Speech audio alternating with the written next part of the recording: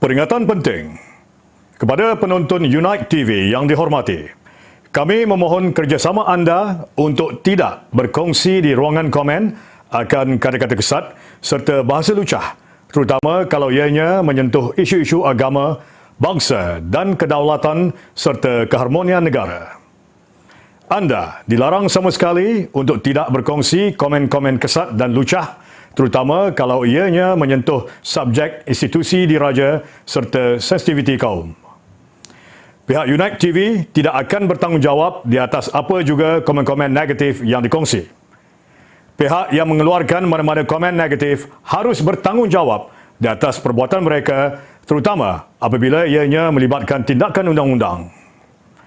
Jika ada pihak ketiga menyunting serta menayangkan kandungan program Unite TV di platform media sosial masing-masing dan suntingan program tersebut menimbulkan kontroversi dan salah faham, pihak ketiga tersebut perlu bertanggungjawab di atas tindakan mereka. Terima kasih di atas segala kerjasama yang diberikan.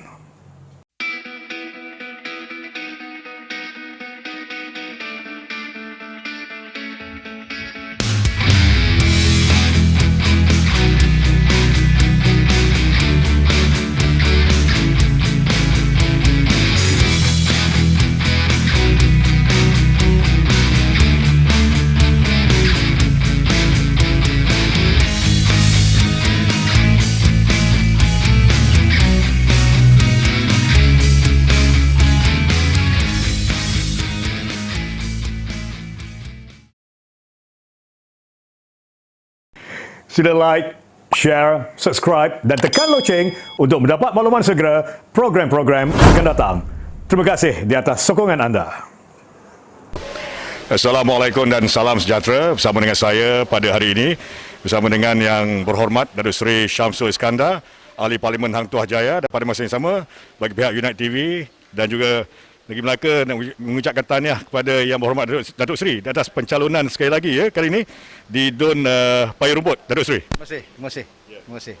Dun Paya Rumput ni, Datuk Seri, hot seat, kursi panas dimenangi pada tahun 2018 oleh Bersatu.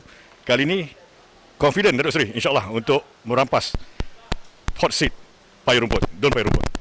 Ya, saya tawarkan diri untuk bertanding di Dun Paya Rumput kerana kita semua sedia maklum daripada PRU yang lepas, PRU 14, kita telah menyaksikan kemenangan Datuk Rafiq di situ yang mewakili Bersatu.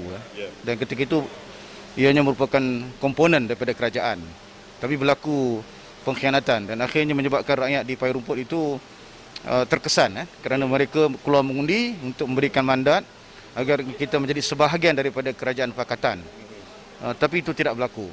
Sebab itulah saya memintalah pertimbangan daripada Presiden Parti terutamanya untuk saya dipilih ataupun dicalonkan mewakili parti agar saya boleh bersama-sama bertembung maksudnya dalam istilahnya dengan Datuk Rafiq sendiri untuk sama-sama kita persembahkan kepada rakyat mandat yang baru kan. Dan kali ini insya-Allah janji kita terutama janji saya sendiri kepada pengundi-pengundi Paya Rumput, saya sendiri tidak akan mengecewakan mereka. InsyaAllah setia itu akan bersama-sama, dan kalau kita dipilih kalau saya dipilih menjadi wakil rakyat dan menjadi sebahagian daripada kerajaan baru, so kita akan pastikan kerajaan ini akan bertahan selama 5 tahun untuk membantu dan menyediakan peluang-peluang program kebajikan untuk rakyat di kawasan Paya Rumput.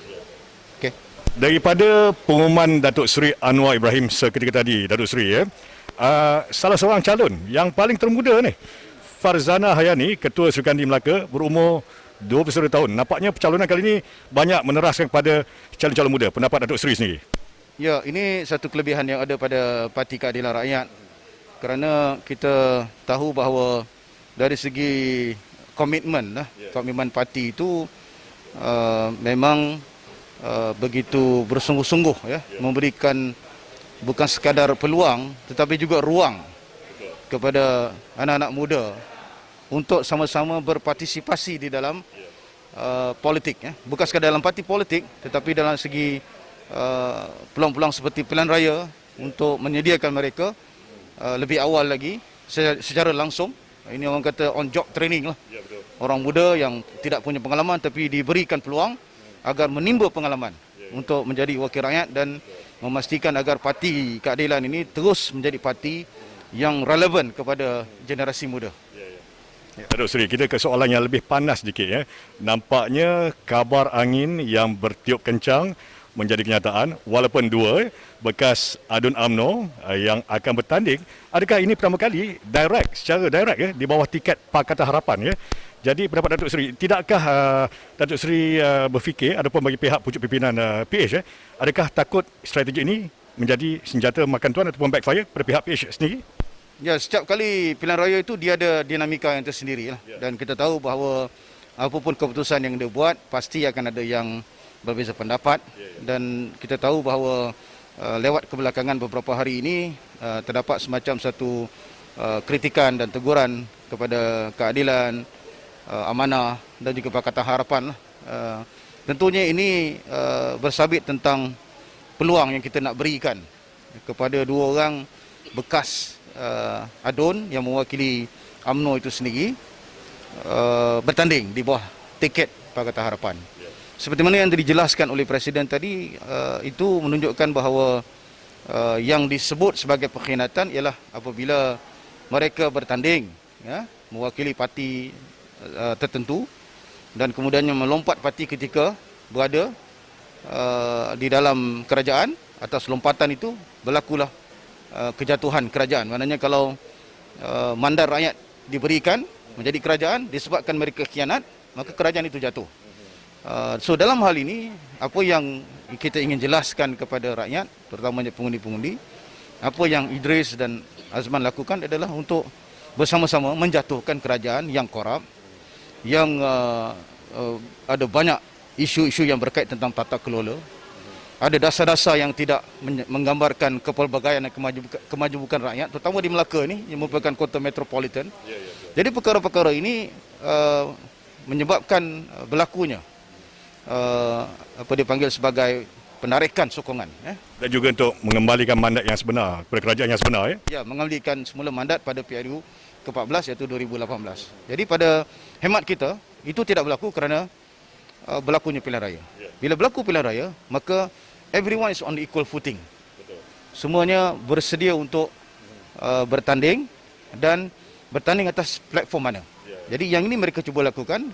Mereka telah dibuang daripada UMNO dan sudah pasti mereka menyatakan bahawa why not kami bertanding mewakili PH dan kerusi-kerusi yang tadi telah diumumkan oleh pengurusi Pakatan Harapan, ada kerusi yang dahulu kita tidak menang. Kerusi Asahan misalnya kita kalah. Kerusi Pantai Kundur pun kita kalah. Jadi biarlah mereka ini menunjukkan kekuatan yang mereka ada untuk memberikan kemenangan tambahan daripada kerusi yang lepas. Pendapat Datuk Seri Syamsul sendiri tentang kadar peratusan yang akan keluar mengundi nanti. Takut juga ya rakyat, adakah mereka dah mula muak dengan kemelut politik negara? Adakah peratusan mengundi akan terkesan? Adakah below ataupun di bawah kadar 50%? Adapun Datuk Seri sendiri berasa yakin atau confident lebih 50% yang akan keluar mengundi nanti insya-Allah? Ya, kalau ikut unjuran SPR 70%. Tetapi kita ada masa 12 hari untuk berkempen dan menjelaskan kepada rakyat bahawa pilihan raya negeri kali ini penting kerana ianya akan bertahan selama 5 tahun. Sebab banyak tempat yang saya pergi, mereka menyatakan bahawa tak nak keluar mengundi sebab tahun depan nak mengundi lagi. Kan? Jadi saya jelaskan bahawa tahun depan ataupun tahun 2023 itu adalah pilihan raya parlimen. Tidak akan ada pembubaran Dewan Undangan Negeri. Jadi mereka mesti mengambil bahagian di dalam pilihan raya negeri ini kerana mereka akan memilih wakil-wakil rakyat negeri dan kerajaan itu akan bertahan selama 5 tahun. Dan ini pertama kali di Semenanjung sebuah negeri yang mengadakan pilihan raya berbeza dengan pilihan raya umum. Pertama kali dalam sejarah. Biasa kita lihat di Sabah dan Sarawak, tapi kali ini berlaku di Melaka. Jadi I'm appealing lah. Saya merayu sebenarnya kepada rakyat Melaka.